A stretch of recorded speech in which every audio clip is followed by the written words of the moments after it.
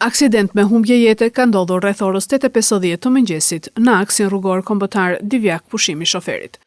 Një motociklet është përplasur me një mjet bujqësor në fshatin Zharnec.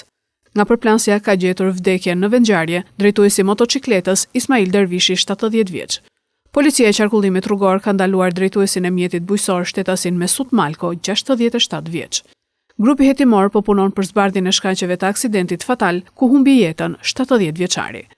Aksidenti me pasojë vdekjen e 70 vjeçarit ka ndodhur pasi ky i fundit është përplasur me frezën e zetorit i cili ishte mbi trotuar. Të moshuarit i ka kapur këmba tek cepi i agregatit dhe më pas është përplasur me gjithë motociklet. Mungesa e kaskës mbrojtëse ka bërë që të humbi jetën në vendngjarje. Policia ka ndaluar pronarin e zetorit sepse e ka parkuar mbi trotuar para banesës së tij.